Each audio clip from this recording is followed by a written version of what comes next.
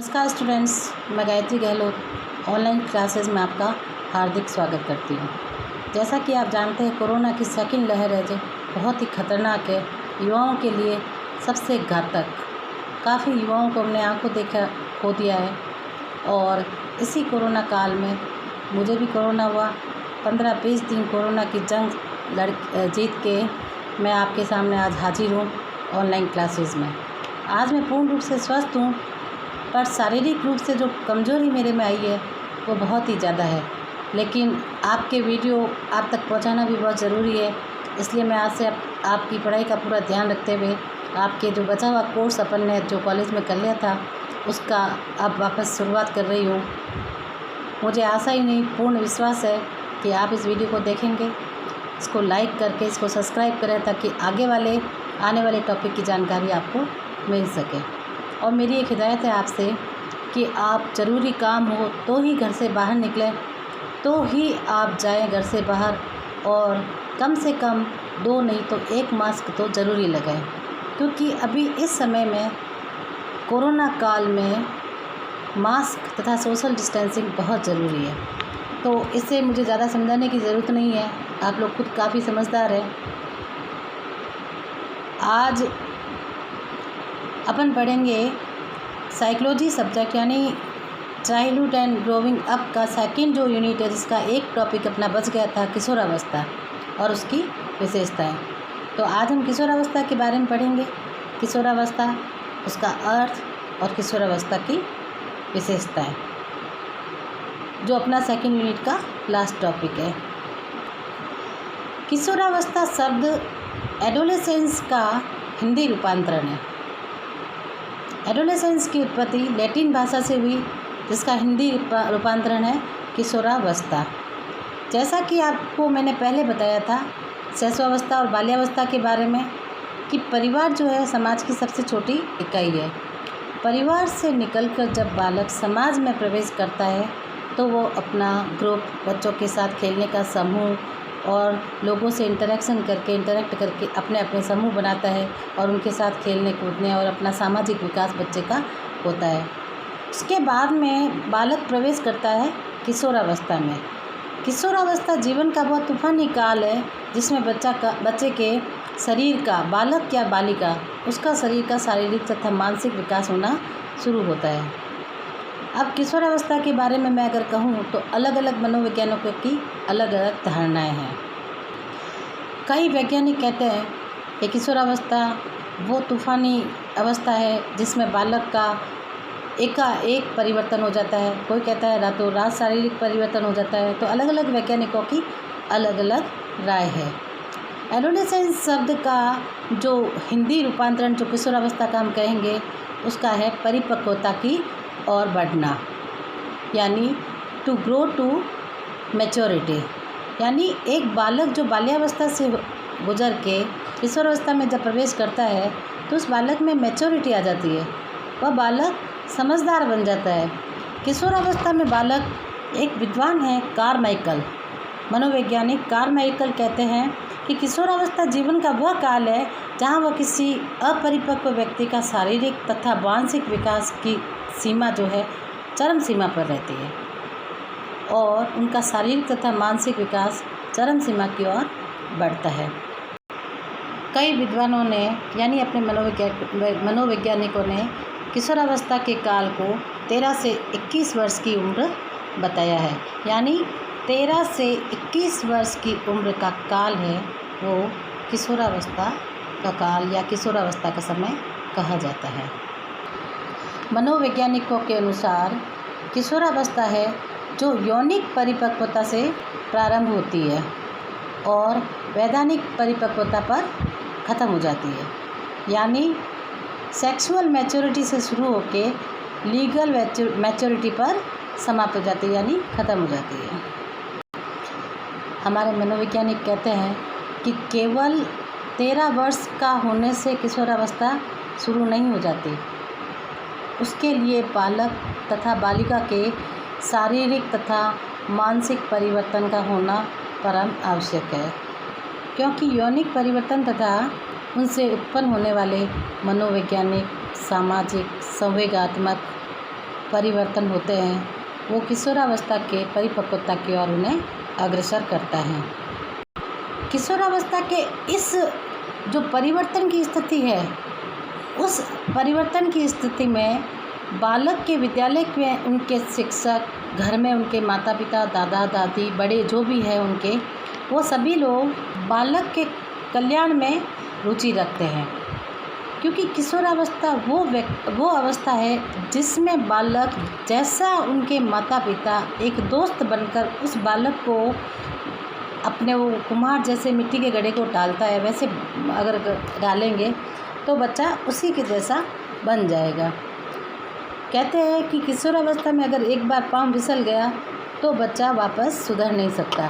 तो कई बच्चे इतने मैच्योर हो जाते हैं उस समय कि वह अपने माता पिता के कहने में होते हैं तो वह बच्चे सुधर जाते हैं। जो माता पिता के कहने में नहीं होते, दोस्तों के साथ जाकर बिगड़ते हैं, शराब, जुआ, मदिरा पान करते हैं, तो वो बच्चे मतलब फिसले हुए, कहते हैं ना, कदम उनके फिसल गए, तो वो थोड़े बिगड़े हुए बच्चों की श्रेणी में आते हैं। किशोरावस्था में माता पिता को बच्चे का दोस्त बन जाना चाहिए। क्यों? क्योंकि उस समय ये ऐसा परिवर्तन का काल है, ऐसी तनाव की स्थिति वाला काल है किशोरावस्था, जिसमें बालक अपने माता पिता को नहीं बल्कि अपने दोस्तों को ही सब कुछ समझता है। उसके दोस्त जो कहेंगे वो सही है और माता पिता जो कहेंगे वो गलत है। इस समय में माता पिता बच्चे पर हर जगह जाने से रोक लगाते हैं, कहीं पर भी उसको भेजने से रोकते हैं। ऐसे समय में बच्चा क्या होता है, तनाव की स्थिति में आ जाता है। तो ऐसे समय में बालक के माता पिता को उनके दोस्त के जैसे व्यवहार करना चाहिए, क्योंकि यही बालक वर्तमान राष्ट्र के भावी निर्माता है और वही बालक किशोर जो वर्तमान शक्ति में भविष्य, यानी वर्तमान शक्ति जो भविष्य की आशा है, उससे विकास की ओर अग्रसर बढ़ाने का काम उनके माता पिता, समाज तथा उसके शिक्षक तथा उसके बड़े भाई बहन करते हैं। इस अवस्था में बालक अकेले रहना पसंद करता है, वह अपनी मनमानी करता है, वह अपने दोस्तों की मानता है और माता पिता को अपना दुश्मन समझता है। तो माता पिता को किशोरावस्था में बालक को एक दोस्त की भांति समझकर उसे जो काम कर रहा है अगर वो सही है तो उसे करना चाहिए। हर स्थिति में उसके साथ कोई रोक टोक नहीं करनी चाहिए। जितना बच्चे को दबा के रखोगे वो उतना ही बच्चा उग्र रूप लेकर अपने माता पिता का विरोधी होता है। प्रसिद्ध विद्वान आइजेनेक कहते हैं, किशोरावस्था वय संधि के बाद की अवस्था है जिसमें बालक के अंदर उत्तरदायित्व की भावना विकसित होती है। प्रसिद्ध मनोविज्ञान स्टैनले हॉल, जिसकी परिभाषा बहुत ही चर्चित परिभाषा है, बहुत ही महत्वपूर्ण परिभाषा है, उन्होंने किशोरावस्था को परिभाषित करते हुए कहते हैं वो कि किशोरावस्था बड़ी तनाव और तूफानी संघर्ष और विरोध की अवस्था है। मनोवैज्ञानिक बिग तथा हंट, उन्होंने किशोरावस्था को परिभाषित करते हुए कहते हैं कि संपूर्ण किशोरावस्था का अर्थ जो है वह है परिवर्तन, यानी चेंज। बालक का शारीरिक, सामाजिक, मानसिक तथा संवेगात्मक परिवर्तन किशोरावस्था में संपूर्ण परिवर्तन होता है। इस प्रकार हम इन परिभाषाओं के आधार पर कह सकते हैं कि किशोरावस्था वय संधि से प्रारंभ होकर वृद्धावस्था तक, यानी प्रौढ़ावस्था तक चलती है। वृद्धावस्था नहीं, प्रौढ़ावस्था तक चलती है। इस प्रकार हम किशोरावस्था को दो भागों में बांट सकते हैं। पहला पूर्व किशोरावस्था और दूसरा उत्तर किशोरावस्था। पूर्व किशोरावस्था में आयु होती है 13 से 17 वर्ष और 17 से 21 वर्ष होती है, वह है उत्तर किशोरावस्था। अब मैं आपको पूर्व किशोरावस्था के बारे में बताऊंगी। पूर्व किशोरावस्था में वय संधि की समाप्ति, यानी 13 वर्ष से बालक की किशोरावस्था शुरू होकर 17 वर्ष तक चलती है, जो वय संधि के समाप्त होने के बाद में चालू होती है। लगभग 14 वर्ष का बालक होता है तब यह अवस्था बहुत बाहुल्य की अवस्था होती है, क्योंकि शारीरिक परिवर्तन होने के कारण बच्चे में समायोजन की जो समस्या होती है वह प्रारंभ हो जाती है। 13 से लगाकर 17 वर्ष की आयु में हर बालक हर जगह अपना एडजस्टमेंट नहीं कर पाता, समायोजन करने में उसकी समस्या आती है। वह माता पिता का कहना नहीं मानकर दोस्तों का कहना मानता है। जब जो बात माता पिता उसको कहेंगे उसके विपरीत वो काम करना, ये आयु होती है। अब मैं आपको बताऊंगी उत्तर किशोरावस्था, यानी उत्तर किशोरावस्था में 17 से 21 वर्ष की आयु, जो मनोवैज्ञानिकों ने आयु तय की है 17 से 21 वर्ष की आयु। इस आयु में बालक विकास की ओर अग्रसर होता है और ये अवस्था जो होती है विकास की दृष्टि से सबसे महत्वपूर्ण अवस्था होती है, क्योंकि यह काल जो होता है प्रौढ़ जीवन की तैयारी का काल होता है। इस अवस्था के प्रतिमान, रुचियाँ, बालक का व्यवहार, ये सारा कुछ होता है वह प्रौढ़ जीवन का आधार बनते हैं। स्टैनले हॉल ने किशोरावस्था की आयु को परिभाषित करते हुए कहा है कि जो 17 से 21 वर्ष की आयु होती है, इस अवस्था में बालक या बालिका जिसमें शारीरिक तथा मानसिक परिवर्तन होते हैं, जो एकदम रातों रात छलांग मारकर आते हैं, ये ऐसा स्टैनले हॉल कहते हैं। अब नेक्स्ट हम पढ़ेंगे किशोरावस्था की विशेषताएं। अभी हमने किशोरावस्था का अर्थ बताया, वह लैटिन भाषा की उत्पत्ति, एडोलेसेंस की का हिंदी रूपांतरण, जिसका अर्थ है परिपक्वता की ओर बढ़ना, यानी way to grow to maturity, यानी बालक मैच्योरिटी यानी परिपक्वता की ओर बढ़ता है। अब हम अर्थ और उसके किशोरावस्था के काल को जैसे 2 भागों में बांटा, उत्तर तथा पूर्व काल, जिसमें 13 तथा 17 वर्ष की आयु का पूर्व किशोरावस्था काल कहते हैं और 17 से 21 वर्ष की आयु जो है वह उत्तर किशोरावस्था काल। अब इस 2 काल के बाद में हम आपको बताएंगे किशोरावस्था की क्या क्या विशेषताएं हैं। तो आगे का जो पॉइंट रहेगा अपना किशोरावस्था के किशोरावस्था की विशेषताएं, यानी कैरेक्टरिस्टिक ऑफ एडोलेसेंस।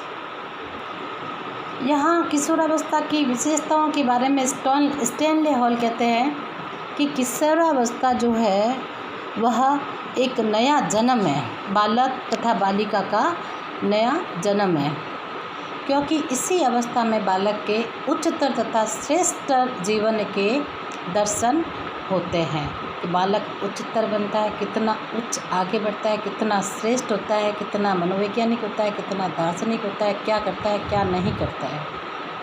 जैसे किसी बालक को किशोरावस्था काल में उसको नहीं संभाला जाता है तो वो चोर, डाकू तथा उचक्का बनता है। वह अपने दोस्तों के साथ शराब पीना, जुआ खेलना, सिगरेट पीना सीख जाता है।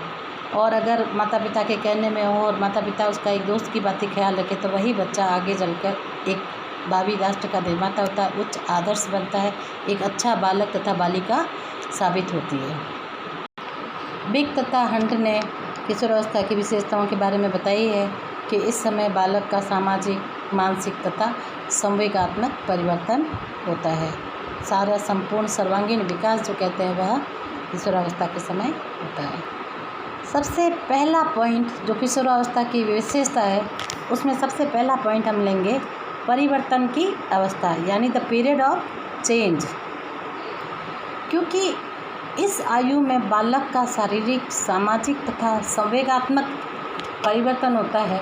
इससे बालक क्या होता है, परिपक्वता की ओर बढ़ता है। इसमें बालक का शारीरिक ही नहीं, मानसिक और सामाजिक परिवर्तन होता है, वो सबसे महत्वपूर्ण भाग रखता है। जिसमें जैसे बाल्यावस्था में बालक की आदतें, व्यवहार, लक्षण समाप्त हो जाते हैं और उसके बालक के व्यवहार, रुचि तथा उसकी आदतों में एक परिपक्व, प्रौढ़ तथा अच्छा शक्ति वाला स्वरूप देखने को हमें मिलता है। यह परिवर्तन तेज तथा तीव्र गति के साथ में होता है। किशोरावस्था के परिवर्तन में बालक में यौनिक परिपक्वता भी आती है। जैसे बालक होता है उसका शारीरिक विकास होता है, जिसमें लड़कों के दाढ़ी मूछें आना शुरू होती है, बच्चों की आवाज़ भारी हो जाती है तथा बालिकाओं की आवाज़ मीठी होती है। उसमें बालिकाओं के संपूर्ण शारीरिक विकास होता है। बालिकाओं का मासिक धर्म शुरू हो जाता है। बालक और बालिकाओं में कामेच्छाओं की शुरुआत हो जाती है, या काम इच्छा जो होती है वो प्रबल हो जाती है। जैसे अपोजिट जेंडर जो होता है उसके प्रति अट्रैक्शन होता है। इस समय एक लड़के को लड़की का साथ अच्छा लगता है और एक लड़की को लड़के का साथ अच्छा लगता है, यानी अपोजिट जेंडर अट्रैक्शन जिसको हम कहेंगे। इस अवस्था में शारीरिक विकास में जब हम बात करते हैं तो कहते हैं कि संपूर्ण ज्ञानेंद्रियों का विकास शुरू हो जाता है। बालक तथा बालिकाओं के मस्तिष्क तथा हृदय का विकास अनुपात में आ जाता है तथा बालक तथा बालिकाओं के लंबाई में पूर्ण वृद्धि आ जाती है। जितना बालक तथा बालिकाओं को लंबा होना है या लंबाई जिसकी बालिकाओं की होती है वो इस अवस्था तक करीबन पूरी हो जाती है। उसके बाद में प्रौढ़ावस्था शुरू हो जाती है तो फिर वो लंबाई वगैरह कहते हैं ना, शरीर का विकास होना या होना वो नहीं होता, वो शारीरिक विकास जो होता है वह संपूर्ण हो जाता है। ऐसे में बालक का मानसिक तथा संवेगात्मक विकास होता है। मानसिक रूप से जिस तरीके से बच्चा सोचता है वह उसी तरीके का बन जाता है। जैसे कि मैंने अभी लास्ट लाइनों में मैंने आपको पैराग्राफ में उदाहरण दिया था कि अगर अच्छा बच्चा अच्छे बच्चों की संगत करेगा तो वह अच्छा बच्चा बनेगा, और वही संगत बालक तथा बालिकाएं कोई बुरे बालक और बालिकाओं की संगत करेगा तो बुरा बालक बनेगा। जैसे चोर की संगत करेगा, उच्चक के डाकू की संगत करेगा तो चोर उच्चक का डाकू बनेगा, और अच्छे बच्चों की संगत करेगा तो वह आगे जाकर समाज के लिए अब एक गौरव की प्राप्ति करेगा। इसमें बालक तथा बालिकाओं को समायोजन करने की बड़ी समस्या उत्पन्न हो जाती है, जिसमें बालक तनाव की स्थिति में आ जाता है। कभी कभी बालक ऐसा सोचने लगता है कि घर वालों को कहना माने या अपने दोस्तों का कहना माने, और तनाव की स्थिति में रहकर वो अपने घर वालों का कहना नहीं मानकर अधिकतर बच्चे दोस्तों का कहना मानते हैं। अब किशोरावस्था की पहली विशेषता परिवर्तन, सेकंड विशेषता होगी संक्रांति काल। इस अवस्था को हम संक्रांति काल इसलिए कहते हैं कि बालक इसमें न तो वह पूरी तरीके से बड़ा होता है और न ही वह पूरी तरीके से बच्चा रहता है। तो ऐसे में बालक बड़ी असमंजस की स्थिति में पड़ जाता है कि वो क्या करे और क्या नहीं करे। जैसे उदाहरण के तौर पर मैं आपको बताना चाहती हूँ कि अपने घर में मेहमान आते हैं और बच्चा जब बीच में बोलता है तो माता पिता बोलते हैं तुम इतने बड़े हो गए क्या, जो बोलने लगे बीच में तुम्हारा अपना विचार प्रस्तुत करने लगे, इतने बड़े हो गए क्या। और कई बातें ऐसी होती है कि जब बालक को कुछ बात कही जाती है, कुछ काम कहा जाता है कि तुम अभी तक अब बच्चे नहीं रहे, तुम इतने बड़े हो चुके हो। यानी कुछ बातों पर वो बड़ा नहीं रहता है और कुछ बातों पर वो बड़ा हो जाता है। तो बालक इस असमंजस में पड़ जाता है। इसको हम संक्रांति काल कहते हैं कि बालक न तो पूरी तरीके से वह बड़ा हुआ, किशोर हुआ, और न ही वह पूरी तरीके से बालक रहा। ऐसी परिस्थिति में बालक को व्यवहार के संबंध में बड़ी समस्या आती है, वो कैसा व्यवहार करे। कई बार बालक बहुत अच्छे से पेश आता है और कई बार बालक तनाव की स्थिति में रहता है, वो अकेलापन महसूस करता है, अपने माता पिता से दूर जाकर रहता है, एक कमरे में बंद होता है, वह सोचना विचारना वगैरह ऐसा काम करता है, क्योंकि बालक व्यवहार में इस तरीके से असमंजस में पड़ जाता है कि वो क्या करे क्या नहीं करे, कैसा व्यवहार करे। जैसे व्यवहार प्रतिमान की बात है, यह संक्रांति काल में आकर बच्चे को विशेष रूप से इस तनाव का सामना करना पड़ता है, जिससे बालक स्ट्रेस में आ जाता है। वो सोचता है कि भाई मैं क्या कर रहा हूँ क्या नहीं कर रहा हूँ। उस समय बालक ना तो बड़ा होता है ना ही छोटा है, यानी ना तो वो पूरा प्रौढ़ की तरफ बढ़ रहा है ना ही बालक की तरह, यानी ये बीच की अवस्था का काल आ गया। अब हम किशोरावस्था की तीसरी विशेषता बताएंगे, जिसका नाम है निश्चित विकास तथा प्रतिमान। निश्चित विकास तथा प्रतिमान के अंदर मैं आपको बताना चाहूँगी कि किशोरावस्था में विकास का एक निश्चित रूप होता है। जैसे कि किशोरावस्था में उसका शारीरिक विकास एक चरम सीमा की ओर बढ़ता है, बालक तथा बालिकाओं में यौन परिपक्वता आ जाती है तथा बालक तथा बालिकाओं में संवेगात्मकता का उच्च लक्षण दिखाई देता है। बच्चे की रुचि तथा उसकी अभिवृत्ति में भी परिवर्तन दिखाई देता है। यौन विकास होने के कारण बच्चे के अंदर जो काम शक्ति है वो चरम सीमा पर रहती है। बालक में स्थिरता तथा समायोजन का अभाव रहता है। ऐसी अवस्था में किशोरावस्था में बालक तथा बालिका होता है वह अपेक्षित व्यवहार करने लगते हैं, और बालक तथा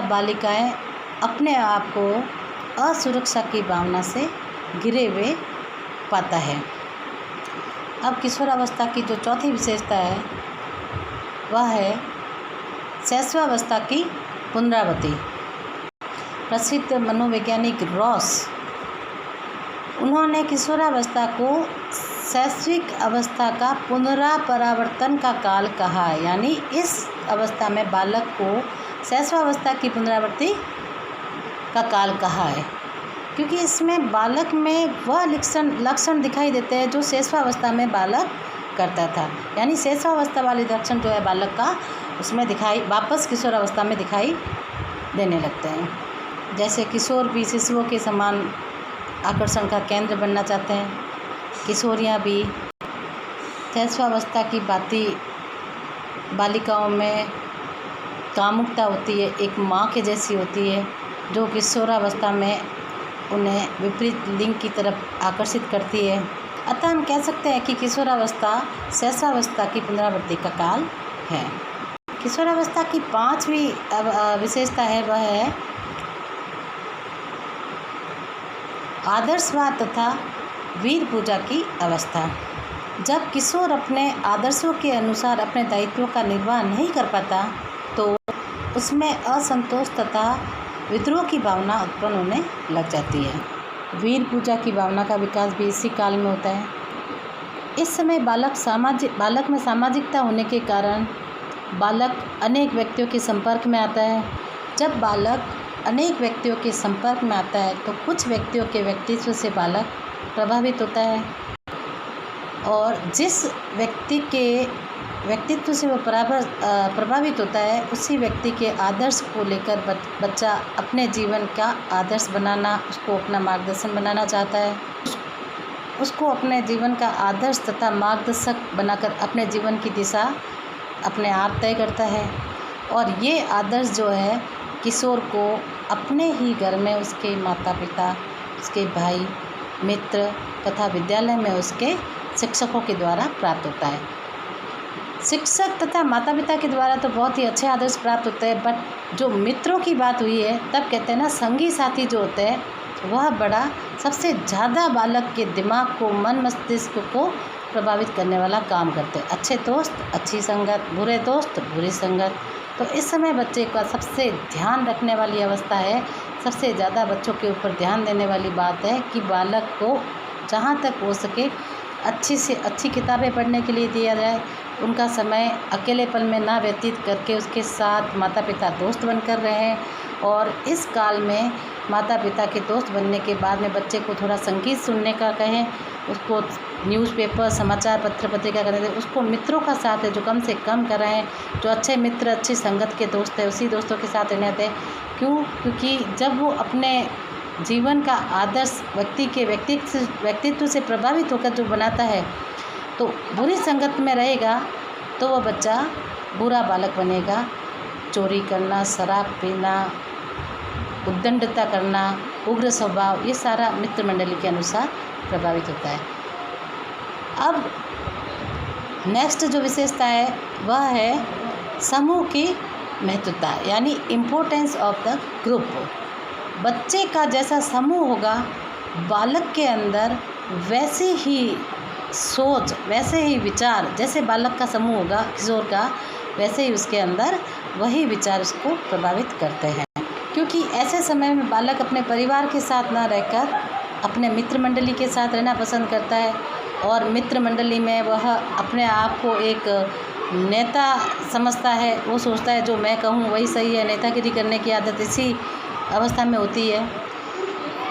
मनोवैज्ञानिक बिग तथा हंट कहते हैं कि ऐसे समय में जो बालक होता है, जिन मित्र मंडली जिस समूह में रहता है, तो उसी समूह की भाषा, उसी समूह के नैतिक मूल्य, उसी समूह के आदर्श, वैसे ही समूह में रहने वाले बच्चों को वस्त्र पहनने का और उसके बोलने चालने का ढंग, समायोजन करने का तरीका तथा उसके आदतें जो मित्र मंडली में रहता है वह बालक के जीवन को सबसे ज़्यादा प्रभावित करती है। अब नेक्स्ट विशेषता है किशोरावस्था की विकसित सामाजिकता की अवस्था। इस अवस्था में बालक उनकी मित्रता में जाति, धर्म, रंग, रूप तथा आर्थिक सामाजिक स्थिति उनके लिए कोई मायने नहीं रखती। जिस व्यक्ति जिस जाति धर्म रंग रूप का होगा वह अपना उसका दोस्त समझता है और अपने मित्रों के साथ वह परस्पर सहयोग तथा सहानुभूति का व्यवहार करते हैं। इस अवस्था में मित्रता जो होती है वह कई स्तरों पर होती है। जैसे कुछ मित्र बालक इसलिए बनाते हैं क्योंकि उन्हें किशोर अपना विश्वास पात्र समझता है, कुछ को विशिष्ट कार्य करने के लिए उपयोगी समझने के लिए अपना मित्र बनाता है, जबकि कुछ तो साधारण जो कुछ मित्र होते हैं उसको साधारण परिचय के लिए रखता है। यानी कुल मिलाकर ऑल ओवर कंक्लूजन में ये कहना चाहूँगी आपको कि मित्रों का जो दायरा होता है वह बहुत ही अधिक होता है और सामाजिकता के दायरे में रहकर वो बढ़ता जाता है। जैसे जैसे वो परिवार के दायित्वों के प्रति अपने माता पिता के प्रति वह उदासीन होते जाते हैं और मित्रों के प्रति ज़्यादा मित्रता में सहभागिता और मित्रों में ज़्यादा ओपन कहते हैं ना, तो ज़्यादा मतलब विश्वास करने वाले होते हैं। जैसे कि घर से निकला बच्चा माता पिता के मना करने पर जाता है, वो मित्र मंडली में बैठता है और कोई काम करता है, चाहे वो सही करे चाहे गलत करे, माता पिता का घर से कहना फ़ोन आता है अपने दोस्तों के साथ, बेटा वो क्या कर रहा है क्या नहीं कर रहा है, आंटी बस जस्ट घर आ रहा है। ऐसे करके मित्र जो होते हैं ना वो होते हैं अच्छे वाले मित्र, वो विश्वास पात्र होते हैं, उनको पता होता है कि हमें कुछ होने नहीं देंगे। और कुछ मित्र सामाजिक खाली परिचय के लिए, हाँ ये अपना दोस्त है, जहाँ हाँ ये लोग में काम चलता है, छोटा मोटा काम निकल सकता है। तो कहते हैं ना इस उम्र में जो सामाजिकता की विकसित अवस्था होती है इसमें मित्र मंडली का जो सहयोग है वह सबसे ज़्यादा इम्पोर्टेंस रखता है, सबसे ज़्यादा महत्वपूर्ण रखता है। नेक्स्ट विशेषता है रुचियों में परिवर्तन की स्थिरता। किशोरावस्था में रुचियों का जो स्वरूप निर्धारित होता है वही जीवन पर्यंत तक चलता है। जैसे मनोरंजन के लिए चलचित्र, खेल, सैर सपाटा, पिकनिक, खेल कूद आदि सभी भावनाओं में वह रुचि रखता है जो सामाजिक दृष्टि से वह उत्तरदायी होता है और ऐसे समूह बनाता है, सामाजिक पार्टी बनाता है। वह अपने मित्र मंडली की जो सहभागिता पार्टी होती है वो एक दूसरे में स्वार्थ के प्रति नहीं बल्कि एक दूसरे के प्रति सुख दुख की भावनाएं, सुख दुख को समझना, एक दूसरे के सुख दुख का साथी बनना, निस्वार्थ भाव से सेवा करना आदि। नेक्स्ट किशोरावस्था की विशेषता है वह है स्वतंत्रता की और विद्रोह की भावना। किशोरावस्था में बालक की शारीरिक तथा मानसिक भावनाएं जो है वह प्रबल रहती है। स्वतंत्रता की भावनाएं वह प्रबल रहती है। बालक सोचता है कि जो मैं कर रहा हूँ वह सही है, बाकी सब गलत है। वह समाज की परंपराओं के बंधन में बंधना नहीं चाहता है। वह सोचता है कि जो मैं कर रहा हूँ वह सही है। कई बार माता पिता की भावनाओं को नकारना, माता पिता का कहना नहीं मानना आदि। बालक किसी बंधन में ना बंधकर स्वतंत्र रूप से, यदि बालक पर किसी प्रकार का या बालक बालिकाओं दोनों पर किसी प्रकार का बंधन लगाया जाता है तो वह विद्रोह करता है और उसको स्वतंत्र छोड़ दिया जाता है तो वह सोचता है कि जो मैं कर रहा हूँ वो सही है। नेतागिरी यानी कुल मिलाकर नेतागिरी की भावना उसमें होती है। किशोरावस्था की नेक्स्ट विशेषता है आत्मनिर्भरता की अवस्था। इस समय बालक अपने आप को आत्मनिर्भर समझता है। वह इतना परिपक्व हो जाता है, इतना स्वतंत्र हो जाता है कि वह अपने आप को आत्मनिर्भर समझता है और वो सोचता है कि यह काम अब मेरे माता पिता नहीं या मेरा बड़ा भाई या मेरे कोई और घर वाले नहीं, इसको मैं खुद कर सकता हूँ, स्वयं कर सकता हूँ, दूसरों के प्रति कार्यों में सहयोग प्रदान कर सकता है। इसीलिए इस अवस्था में बालक में आत्मनिर्भरता की भावना का विकास होता है। यही भावना किशोरों के प्रौढ़ जीवन का आधार बन जाती है या प्रौढ़ जीवन की दिशा को निर्देश करने वाली भावना इस समय बच्चों में आ जाती है। नेक्स्ट है व्यवसाय को चुनने की अवस्था। किशोरावस्था में बालक अपने व्यवसाय को खुद चुन सकता है।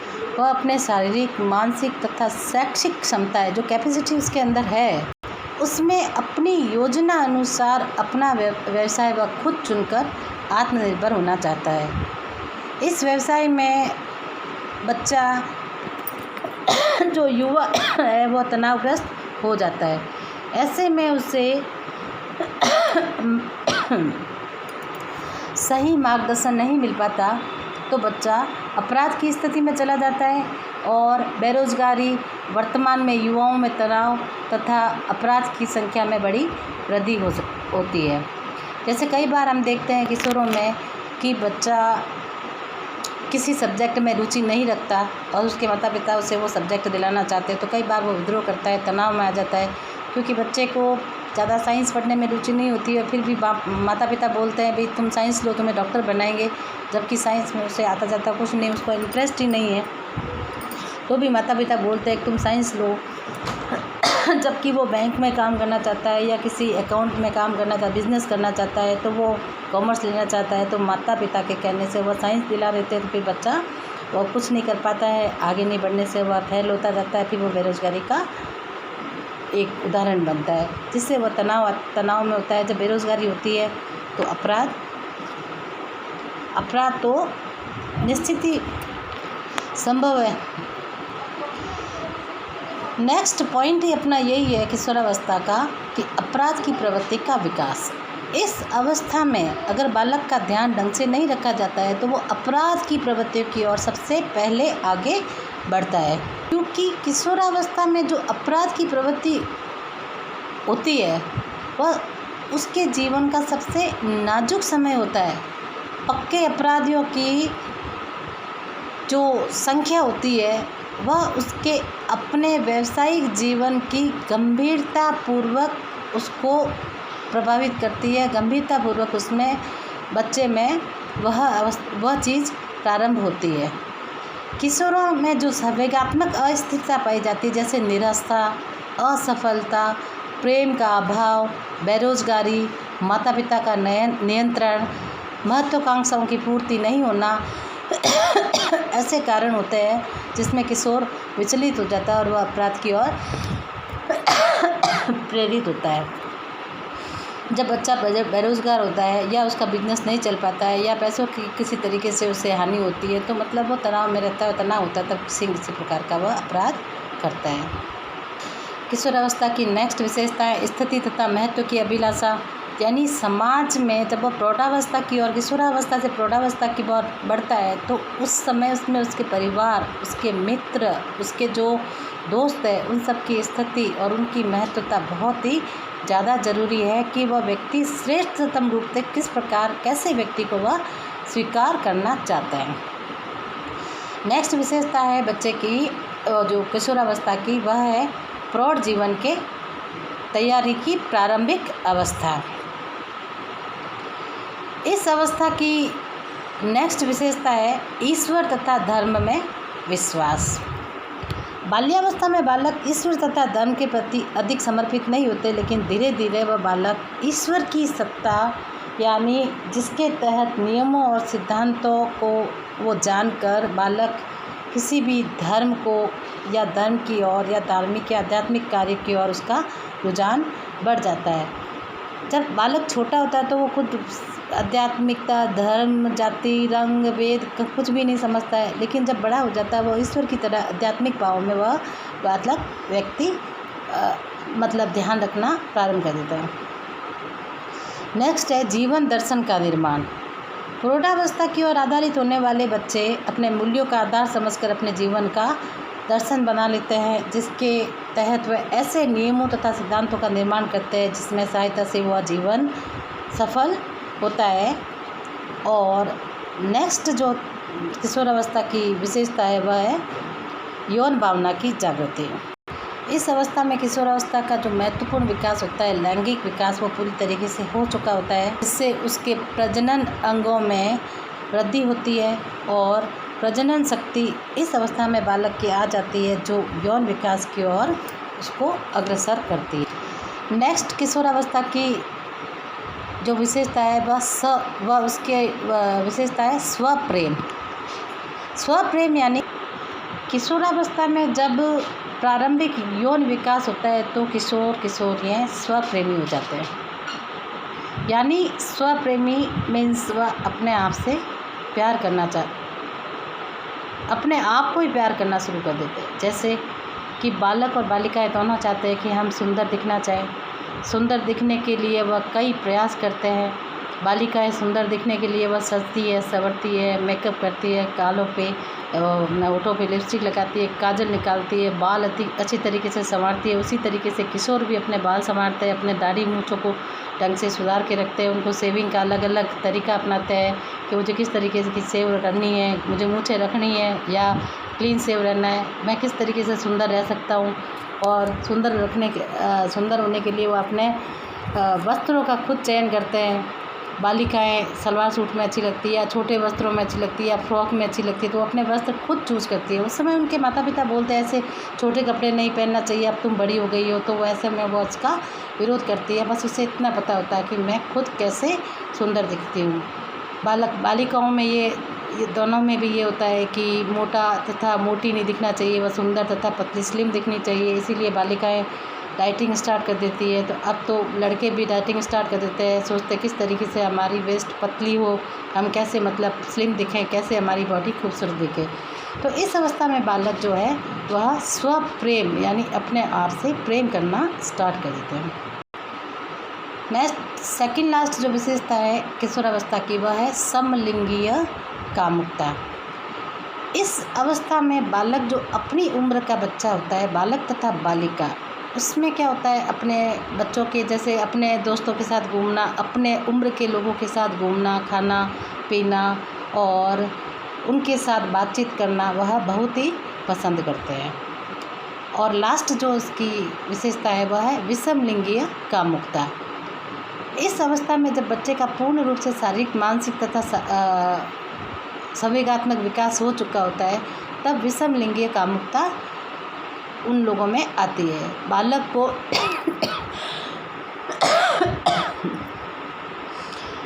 को हमेशा बालिका का साथ पसंद होता है और बालिका का साथ हमेशा बालक को पसंद है। वो क्या विपरीत लिंगी अट्रैक्शन यानी विषम लिंगीय प्रेम उनको होता है। बालक को हमेशा बालिका के साथ घूमना पसंद आएगा, उसके साथ दोस्ती करना, उसके साथ खाना पीना, उठना बैठना आदि। और बालिका को भी लड़के के साथ खाना पीना, उठना बैठना आदि पसंद है, उसके साथ घूमना, उसके साथ बातें शेयर करना वगैरह। इस तरीके से विषम लिंगीय कामुकता होती है और बालकों में प्रभावी रूप से दिखाई देती है। और सबसे महत्वपूर्ण बात ये कि विषम लिंगीय कामुकता में बच्चों का जैसे लड़के लड़की के एक साथ रहना, ये हमारा परिवार, हमारा समाज जो है वह एक साथ रहना पसंद नहीं करता। तो ऐसे में बालक बालिका क्या करते हैं, आपस में एक दूसरे से छुप छुप के मिलेंगे और उनके शारीरिक परिवर्तन के अनुसार लड़के को लड़की का छूना अच्छा लगता है और लड़के को लड़के का छूना अच्छा लगता है, तो वो छुप छुप के एक दूसरे को स्पर्श करते हैं, उनसे बातें करते हैं, छुप छुप के मिलते हैं। तो ये विषम लिंगीय कामुकता होती है, वह सारे बच्चे छुप छुप के करते हैं। ऐसा करने से उनको बड़ी आनंद की अनुभूति प्राप्त होती है। अति कामुकता होने पर वह विवाह पूर्व भी ऐसे काम करते हैं जो उन्हें नहीं करना चाहिए।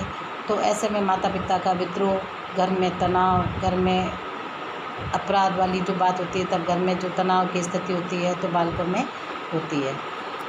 तो फ्रेंड्स, इस तरीके से हमने ये पढ़ा कि किशोरावस्था का, आज हमने पढ़ा किशोरावस्था का अर्थ, उसकी परिभाषा तथा उसकी विशेषताएं। किशोरावस्था की मैंने आपको इतनी विशेषताएं बताई है। तो उसमें परिवर्तन का काल होता है, सामाजिकता का काल होता है, विषम कामुकता का काल होता है, इसमें बच्चों में क्या कहते हैं उसको अपराध की प्रवृत्ति का काल होता है, व्यवसाय चुनने की अवस्था होती है, प्रौढ़ जीवन की तैयारी होती है, स्वतंत्रता तथा विद्रोह की भावना इसी अवस्था में पैदा होती है, उसके बच्चों में रुचियों में परिवर्तन आता है। तो इस प्रकार मैं आपको ये बता सकती हूँ कि किशोरावस्था का जो अर्थ और मीनिंग हमने पढ़ा वो आपको समझ में आया होगा।